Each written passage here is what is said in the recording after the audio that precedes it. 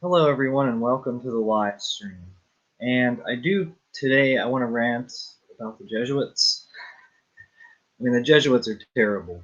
That's obvious, but I'll tell you why they're terrible. I have some notes.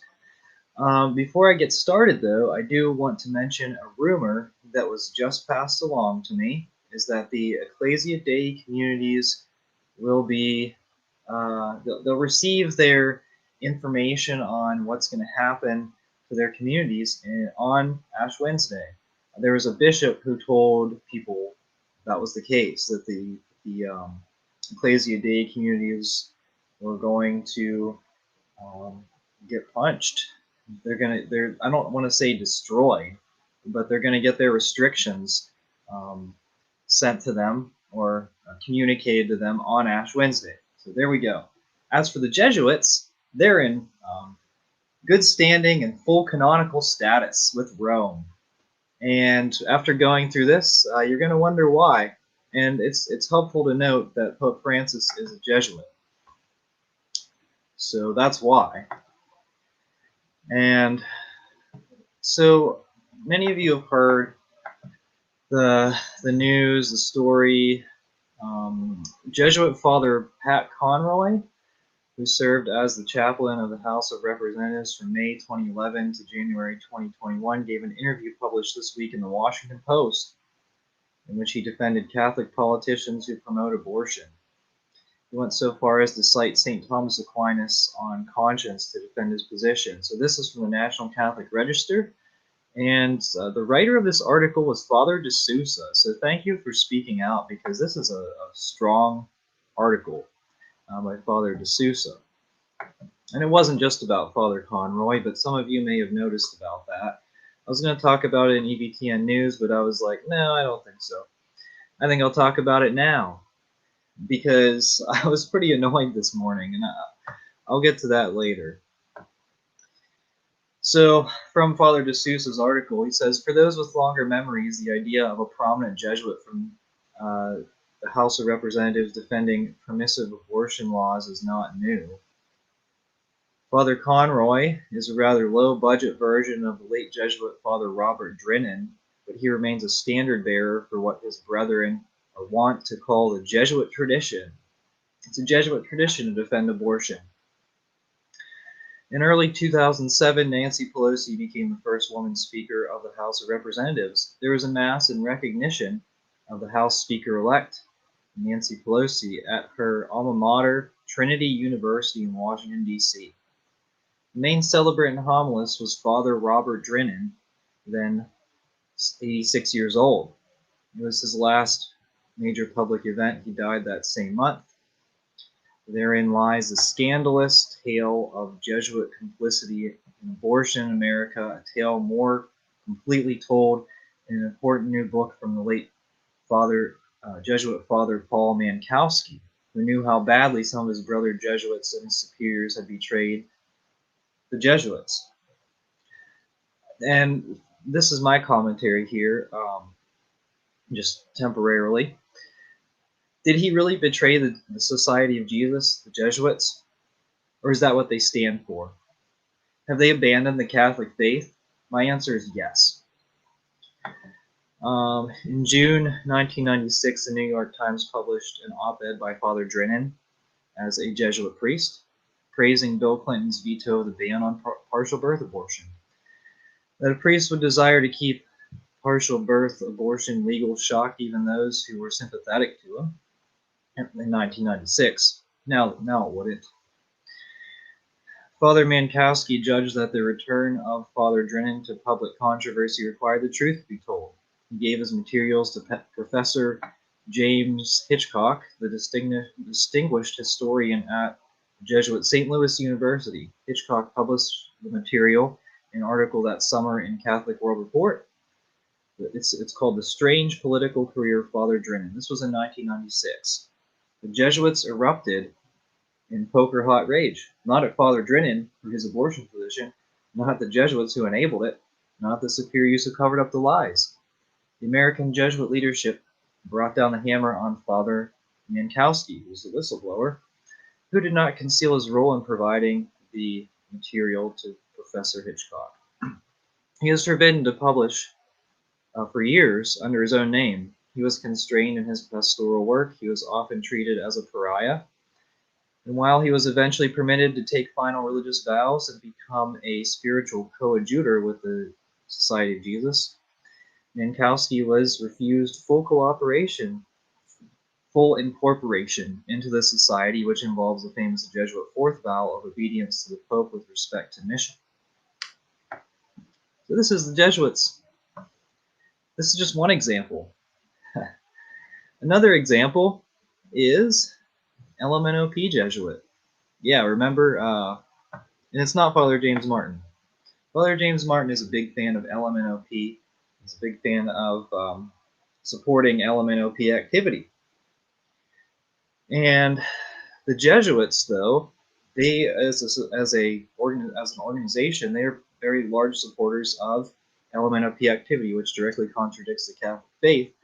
But I mean, that's what they do, you know. And again, canonical status. They're in good standing. In good standing. There's an article that I brought up. It's called "Confessions of an LMNOP Jesuit." I was forced to leave my church and calling. This is kind of gross, some of the stuff that he says in here. So, you know, take it as you will. If you read it, if you read it, you will see what the Jesuit order is like. Now, he complains a lot about how LMNOP activity in the Jesuits is suppressed and not suppressed, but kept quiet. Although not so much now, but he complains about this. Now, here are some quotes from this article.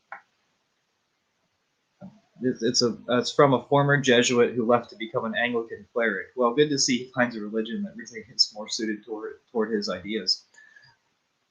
He says, as I discerned entry into the Jesuits, many close friends debated me about LMNOP and Catholicism, essentially questioning my calling. My friend asked me how I could dedicate my life to an institution that labeled me as intrinsically disordered, one who saw LMNOP, an organization that saw LMNOP acts are evil. I too wanted to help people, especially LMNOP people like myself who belong to a church that doesn't accept them. I knew Catholicism was anti-LMNOP, just read the catechism, but soon enough the LMNOP Jesuits I'd meet rejected the prevailing ethos on that. 2006, age 26, we Jesuit novices studied together in Denver. During the summer, LMNOP Jesuits met periodically in secret to discuss the lack of hospitality and welcome by our straight brothers. Many spoke about how this led them into the dark night of the soul, to what some interpret as an unhealthy use of pornography, when what they really wanted was genuine human connection. This former Jesuit then speaks of an affair he had multiple, with a seminarian. And then he says, in St. Louis, I learned firsthand about the secret scandalous world of LMNOP Jesuits. While in St. Louis, I met a fraternity of men just out of similar novitiates whose newfound freedom led them to LMNOP or straight bars, but also to the fourth house, where we would all gather for libations and pizzas. I was shocked by how much drinking went on. That first year, I was more shocked by the stories I'd hear of younger Jesuits fathering babies and LMNOP Jesuits fondling each other in bands on the way to retreats. Once when I told my acting superior, Father S., about another seminarian's advances, he shrugged his shoulders and said, "Why resist? To him you're so exotic." This is a Jesuit superior who's counseling seminarians. There were LMNOP Jesuits who were so closeted that they hid behind conservatism, leaving the Jesuits for formation programs in dioceses across the United States, coming to a diocese near you, or they are already in a diocese near you, because this was over 10 years ago. There were LMNOP Jesuits who were put in clerical prison for embracing undergrads too long, and others who attended Sexaholics Anonymous, or whose personal collection of pornography was mistakenly played during high school lectures. I'm not going to get into anything else on that topic. You can read it for yourself and see what you think. But the Jesuits, they're a very active LMNOP order. And it leads me to make the connection between Sodom and Gomorrah. Abraham was talking to God regarding Sodom and Gomorrah, and he said, would you destroy it if there were 50 faithful people in there? And God said no. And, he went down, what was it, 40, 30, 10? I don't know. He said, if there were like 10 faithful people left, would you destroy it? And God said no. Are there 10 Catholic Jesuits? I think that's a fair question to ask. People say, oh, Father Mitch Pock was really good. Father Fessio is really good. All right, well, Lot in the Old Testament, Abraham's brother-in-law? I don't know. He was somehow Abraham's relative. Lot, what did he do? He was a good person in Sodom. And comparing the Jesuits to Sodom, are they all active LMNOP? No, I'm sure they're not. I'm sure there's not. Probably not even 70% are active LMNOP. So some are not. But what about in Sodom and Gomorrah? Were all of them active LMNOP? Every single one of them? No, probably not. But the whole city was destroyed anyway. So for the Jesuits, what do they need to do? Well, they need to follow the path of Lot and flee it, and don't look back. That's what I think. You want more examples of rotten Jesuits? Well, let's look at the Vatican, the papacy. You want more examples of LMNOP activity? Well, remember whenever the CDF released that document saying that LMNOP couples could not receive blessings, I was shocked. I said, well, what is this? I mean, Pope Francis is promoting guys like McCarrick and Farrell and numerous other examples. Father James Martin received positions in the Vatican. And then here's the CDF releasing a statement that was criticized by Father James Martin. Well, as it turns out, the secretary for the Congregation for the Doctrine of the Faith, Bishop Giacomo Morandi, he's going to be banished to a small diocese. He's going to be removed from the Congregation of the Faith and banished to a small diocese. So there you go. Monsignor Charles Scicluna, or it's Archbishop Scicluna of Malta. He's going to replace Bishop Morandi as the secretary of the CDF. Archbishop Scicluna, you may recognize the name whenever they were talking about the corruption of minors discussion with Supich. Scicluna had a huge role in that. He's very pro LMNOP. I don't think he's a Jesuit, so that's not necessarily related, but you can see what I'm saying. So there you go. At the highest levels, there's the corruption, and I figured something might happen. Is the CDF going to reverse this statement? I don't know. Will they change the catechism? Will there be an attempt to change the catechism on LMNOP? This is kind of going off in a different direction. I think there will. I think it'll happen soon. And yeah, let's go to the Twitter priest. Oh, all right. Add to stream. Oh, whoops. There we go. See my notes. All right. Father James Bretsky. We'll go to his Twitter profile. He supports all kinds of Democrat stuff, LMNOP stuff. On his Twitter profile, this is kind of what made me want to do this video, inspired this video today. He doesn't have his title Father in his Twitter profile. You can see he's wearing a collar. What a shock! I mean, Jesuits don't normally wear the clerical outfit. They normally wear a polo shirt. Father Bretsky, in his Twitter profile, says nothing about being a priest, or a Jesuit for that matter. says doctorate in moral theology from Rome and currently teaches at John Carroll University. So the doctorate, is that a more important title than a priest? And he spent a lot of time on Twitter. I think he's very, very Democrat politics, very friendly towards LMNOP. Let's see here. Yeah. Okay. But it just goes to show what these Jesuits stand for. And it's not the Catholic faith.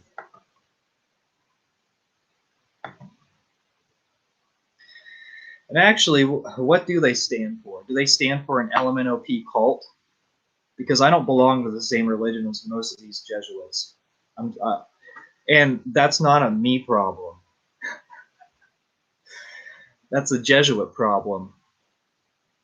But is also a problem coming from Rome, because it's been enabled for many decades. It's been enabled under many popes, and this is a serious issue. It's been enabled since, well, is it the Second Vatican Council? You know, Pope Pius X, Pope St. Pius X, he wrote the Oath Against Modernism, and all priests were required to recite it upon their ordination. And that was removed by Pope Paul VI. And so these modernist Jesuits were able to do their thing, and there was no oath that they were taking to preserve. I don't know. Do they take an oath to preserve the doctrines of the Catholic faith? I think they do. I don't know about the new rite ordinations. Speaking of which, the Ecclesia Dei orders aren't going to be able to do all rite ordinations, so there's that. But the Jesuits, they can do their ordinations because they're in full canonical. They have their canonical status, and they're in good standing in the Catholic faith. But meanwhile, they can ordain these seminarians who they know may be active LMNOP. They're certainly promoting active LMNOP if they're not practicing it. And that's kind of my thoughts on the Jesuits. Suppress the order. I don't think that would be unfair.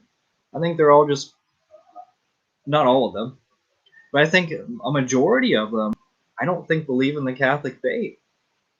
I mean, you see these people, and there's all this craziness in the Jesuits.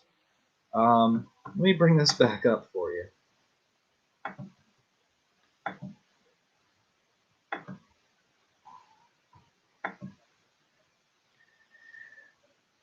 One reason why I eschewed my usual Christmas ministry this year. So is this Christmas ministry a cruise ship? Church militant likes that stuff too. I mean, this guy is arguing with Ed Penton about JP2 in regards to LMNOP. Oh, awful. I mean, this is just terrible. And then he's supporting, okay, there we go. Pope Francis sent a letter to the LMNOP New Ways Ministry, who was condemned by the USCCB. It was under Cardinal George. This social justice, plainclothes nun, without a habit. And Pope Francis is a supporter, no surprise. Oh, and then a priest from Malta says that being LMNOP is worse than being possessed, and the Archbishop forces him. What is he? Did he suspend him or what? This Archbishop apologized for something that a priest said. Inflammatory and hurtful comments. Well, I don't know. Anything else? Oh, he's retweeting National Catholic Distorter, Austin Ivory, who's awful. Here's a funny one. See if you can see this. There's a commenter who asked, "What do you think of the Pope's comments on the selfishness of people who adopt pets?" He says, "Thank you. Yours is a good question, but not one I can adequately address in the space of a tweet, I'm afraid." So there you go. He disagrees, but he doesn't want to publicly disagree on Twitter. I don't know. This is, this is pretty unbelievable where we're at right now as a church. Your Latin Mass is the problem, but you have Jesuits who are promoting ideas contradictory to the Catholic faith. It's really almost a cult of LMNOP. Worship the LMNOP, worship the people. But if you want communion on the tongue, you're a radical, right? I mean, that's where we're at. This is where we're at in the Catholic faith. And so we've had almost entire religious orders who have apostatized from the Catholic faith in worship of self, worship of others, worship of abortion, LMNOP. And this is, I'm not even exaggerating here. That's the crazy part about this. And no one can say I'm an extremist at this point. No one can say I'm a radical, because I'm not. This is actually happening. It's happening more than people want to think. And the Jesuits they left the Jesuits to become diocesan priests. This former Jesuit even said so. So some of them are in your diocese, maybe. I don't know. Some of them are in your diocese who want to be Jesuits or have the same ideas as Jesuits. What do you think about that? Does that make you want to go to the SSPX? What about the Latin Mass? Because you look at, and I recall an interview, Joseph Chiambra, I believe he's left the Catholic faith, unfortunately, but his interviews were very enlightening, should we say. He says that the LMNOP community, there is some demonic activity in the LMNOP community, and so no surprise why they would hate the Latin Mass. Remember, the devil hates Latin. And so the Latin Mass, it's very difficult for those who are possessed. I don't know. I don't know based on firsthand experience, but it would certainly make sense. And the McCarrick stuff, who knows? The Bernardine stuff, who knows? Who really knows if it was just LMNOP or if there was something more to it? Because why did the Vatican rush to cover up a lot of this stuff with McCarrick? Is there stuff they didn't want coming out for us to know? I don't know. Let's see if I have anything. I don't think I have anything else for you. Do you have any comments? Would anyone like to add any comments to this story about the Jesuits? Do you think the Jesuit order should be suppressed? I think I'd have to read a little more into St. Ignatius. Obviously, he was an important saint in the church. But the Jesuit order today is nothing like the Jesuits were even 100 years ago, because the Jesuit mission was to evangelize. Now their mission is to spread lies. Their mission is to distort the Catholic faith, and they're doing it through education. The Jesuits got involved in education, I think it was before, I want to say it was before they were on a very big downhill slide in terms of corruption and embracing theology that wasn't Catholic. I'm not 100% sure of that. The Jesuit order has been cut in half in terms of vocations, and Pope Francis said he didn't see that as a cause for concern. Well, if you're promoting the idea that all religions are equal, then that wouldn't be a cause for concern, because the destruction of the Catholic faith wouldn't be important to you. But for those of us Catholics, it's kind of an important thing, right? You want to preserve the Catholic faith. Now, if the people that are leaving that don't believe in the Catholic faith, good. For them to teach the Catholic faith, you want to distort it.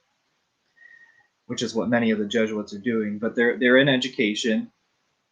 If you look at the Catholic schools that are in like the March Madness tournaments, um, a lot of those Catholic schools, like top athletics. Notre Dame is an exception. They're not Jesuit, but they certainly have a huge Jesuit influence, at least an anti-Catholic influence. But the Jesuit schools that are, that they have famous sports teams, the universities that are in March Madness, those are the Jesuit schools, and those are the ones that are awful.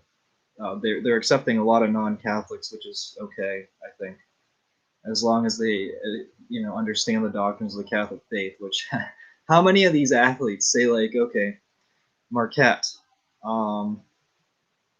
is Seton Hall a Jesuit university? What about some other ones here? I'm drawing a blank. Xavier. Um, those are just a few examples. Is Georgetown Jesuit University? I'm not sure, but those are some examples. Do their athletes understand the Catholic doctrine? Do they even know that they're going to a Catholic school? Because remember, Georgetown covered up a crucifix when Obama spoke there. I mean, let's see here. Jesuits, thank you for commenting. Living Purgatory. The Jesuits were kicked out of the church 2 times already. The 3rd time, the charm. I think the thing is, they're kicking themselves out of the church. They're out of the church. How many of them are outside the church because they reject Catholic doctrines? Really, think about it. There are Jesuits on Twitter saying that Adam and Eve were not real people. Isn't that heresy? I don't know the legal canonical terms for that. I don't know, but if you reject Catholic doctrine, do you cease to be Catholic? Like, I think you do. What else? The Jesuits. Oh, here we go. Okay, from good comes evil. God may do some amazing things. Yeah. How do you clean up the Jesuits, though? I mean, and like I said, you got to be like Lot from the Old Testament, who fled Sodom, and right now Sodom, the modern day Jesuits are Sodom. Lot fled Sodom. Well, God told him to flee. Jesuits could probably discern to flee. They could probably leave their religious order. They should, especially if their superiors. Father Sosa, he said the devil is a symbol. The superior general for the Jesuits, is that not an indication that you need to leave the Jesuits? Is it really that important to have an SJ behind your name? I mean, Saint Ignatius, is he proud of the Jesuits? Is he looking down from heaven right now, and is he proud of what the Jesuits are doing? No, he's not. Very, very clearly, he was a saint. How many of the Jesuits? They're not saints. How many of the Jesuits are even going to go to heaven? And that's a speculative question. I'm not going to judge them. If they repent, they will go to heaven. But they need to repent. That's the key part here. And I don't see that. Father James Martin, what do you think? He's a big face of the Jesuits right now. And by them staying silent, has Father Pacqua criticized Martin? What about Father Fessio, the good Jesuits? Have they publicly condemned Father Martin's teachings on LMNOP? If they did, they would be probably suspended from the order, just like this example that I had earlier. And anyone that tries to go against Jesuits, there was a Jesuit high school. I think it was the Indianapolis controversy, how the Jesuit high school had an LMNOP teacher who obtained an LMNOP marriage. And so the bishop told the Jesuit high school they weren't allowed to use the name Catholic. Pope Francis, the Vatican intervened and said, oh no, they can use the name Catholic. There you go. I mean, the Vatican's supporting them. What do you want? So what do you want from the Jesuit order? What do we need? What excuse do you need to flee it, like Lot did from Sodom? And he didn't look back. Flee it and don't look back. That's what they need to do. They're in modern day Sodom right now. I know people might say that about, the hierarchy, but The SSPX position is we need a visible hierarchy. It makes a lot of sense. I mean, Archbishop Lefebvre never said, we're denying the Pope. Like, we're going to deny that there is a Pope. We need a visible hierarchy in the church, and we need them to return to the Catholic faith. I see that happening very slowly. We can see it. You can probably see it too. Look at the younger priests. Many of them are traditional. Very few of them are not. At least the ones who have joined the priesthood. It's the priesthood. The priesthood is not a great place to be. The diocesan priesthood, there's nothing attractive about it. But even the priesthood in general, in terms of the modern world, there's nothing attractive about the priesthood. Back 50, 60, 70 years ago, it was a place to shield LMNOP people. It was a place where they could make their money and live their double life and be very well respected. Now, if you're openly LMNOP, you can do anything, and society will praise you for it. Society will celebrate your disorder. And, so that makes the priesthood a lot less attractive to the LMNOP people. The priesthood itself, if you like the Catholic faith, if you're interested in the Catholic faith, and you have a calling, the priesthood is something that you see as a supernatural calling. And so those are the people that are priests right now. Now, the young ones who are joining diocesan seminaries and priesthoods, they're going to say the Novus Ordo. And so for that, it is going to take a very long time before we get things straightened out.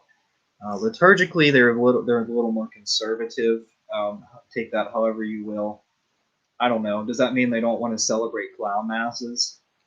I guess that's a good thing, right? But are they still going to celebrate mass facing the people with altar girls? And you have to distribute communion on the hand of the Novus Ordo. So I don't know. The younger generation is more traditional, but it doesn't seem like they have a lot of fight because it's beaten out of them in the seminary. Fight is taken away, unless they're in a traditional religious order. And even then, what are they going to do?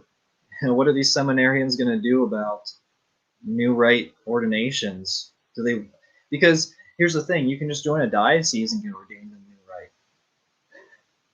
That's how it is. And plus, you're going to need to submit your name for approval to Rome if you want to say the Latin Mass anyway. So how's this going to play out? I don't know. But anyway, take a look at the Jesuits. They're a horrible mess. It's terrible. It's so bad. And you can see that just on the few examples that I'm sure if I went through examples, I'm sure if I tried to compile a list of examples of why the Jesuits are awful, I'd have, I don't know, I could probably do like a 5-6 hour live stream and not even be done with it. I mean, it would be like Reason and Theology doing a 3-hour video on why Vatican II is awesome, or like why Taylor Marshall is wrong on something, or like you can go to Reason and Theology for your hours and hours of video. But no, the Jesuits. Whoa, what are people's opinions on the Jesuits? I'm interested. They're a rotten, corrupt organization. It really is. And I mean, I don't. If you suppress the Jesuits, they could always be reformed. But the problem is here, we need it to come from the top, and the Pope's a Jesuit. Nothing's going to happen because he's a Jesuit. He'll let them get away with that stuff. Does he support that stuff? It appears he does. Father Malachi Martin was a Jesuit who wrote a book exposing them. Well, here's the thing, Living Purgatory. Father Malachi Martin is no longer alive. That's what I mean. Are there any good Jesuits left? There are a few. Are there 10? Are there 10 good Jesuits to stop the order from being suppressed? To stop God from destroying the order? I don't think he will. I don't think he'll destroy it instantly. I think it's being destroyed currently. What do their new vocations look like? The Jesuit seminarians that I see on Twitter they might as well be activists for democratic Party. You might as well be atheist activists for a Democratic Party. That's what they represent on Twitter, at least from what I can see. So, all right, well, I'm gonna stop. I hope you enjoyed my rant on the Jesuits, and feel free to post your comments. Let me know what you think about the Jesuits, and if you agree with me, I'll bet you do. So, okay, here's the thing. Yeah, he's been dead for 20 years, saying I'm saying I don't think it looks better now. Okay, there you go. I wasn't arguing with you, but I appreciate your comments. And yeah, we're on the same page here. And living purgatory, that's a good, that's a good name. Are we living in purgatory? I think purgatory is actually worse than what we're living in. But the thing about purgatory, the good thing about purgatory is we see, we have hope. We have a time frame. We'll get to heaven by the end of the world. And I don't know. I mean, if you do penance in this life, there's less penance you have to do after you die. That's the idea of purgatory. And I don't know. Hopefully I'll at least make it to purgatory, and hopefully my time there is short. But I don't know. That means I need to spend less time on YouTube, more time praying, more time, doing spiritual reading. I think that's probably the case, huh? Yeah, well, this is a good thing. Good reminder here. And for those of you, thank you very much for everyone on the live stream. This is your reminder. It says, pray for me, please. Everyone say a prayer for living purgatory. Pray for me, We can all use prayers. And I do have a special prayer request. My coworker's son a few days ago committed suicide. So please pray for him. All right, thank you so much for watching. With that, or a negative note, but on a positive note, we can make it to heaven. It's possible. It says so. Jesus said so. The good news is in the Bible. So let's evangelize people to Latin Mass. That makes your Sunday. I look forward to Sundays because I have a Latin Mass. So anyway, everyone, evangelize the Catholic faith. Thank you so much for watching. We are the laity, and we will not be silent.